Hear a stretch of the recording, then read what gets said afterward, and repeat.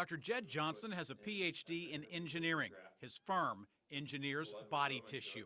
The part that I focus on is tissue engineering, where we're basically designing and building or engineering new tissue for the body. Their nanotechnology is an integral part of regenerative medicine. We've all seen regeneration. We've all had cuts on our hands, right? And those cuts heal. So our body is capable of healing, but you have to provide the right environment. Enter nanofibers. It takes 100 of these microscopic fibers laid side by side to be as wide as a human hair. Weave them together, and they provide a framework for healing. Cells and tissue can't move across open space. They have to crawl on something, and this is really the key aspect of having a scaffold, that it allows those cells basically to have a highway that they can move on to refill that wound, regenerate that native tissue. You can't do that synthetically. I mean, we can't do that without the help of what someone like Dr. Johnson's doing with nanofibers. Dr. Mike Hutchinson of Animal General Hospital in Cranberry uses nanofibers in combination with stem cells to speed healing. They'll do a lot of good for as long as they stay, but we'd like to keep them there longer in that damaged environment.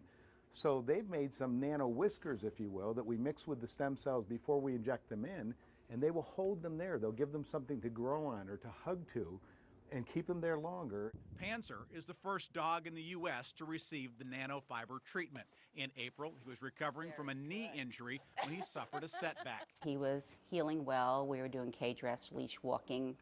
Everything was going great. And then I took him for a little walk down to the mailbox, and he slipped on a piece of ice and pulled his ligament completely.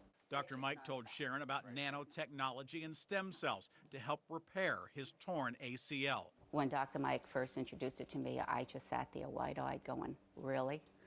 And I said, anything to just help things heal better and make him feel better. I was on board immediately. They did surgery right away.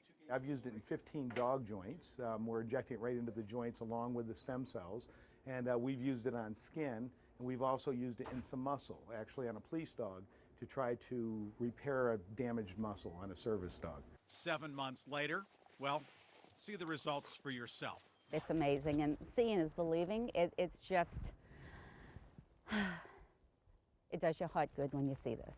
In a matter of months, Panzer regained complete range of motion in the knee and is back to being a healthy, rambunctious dog.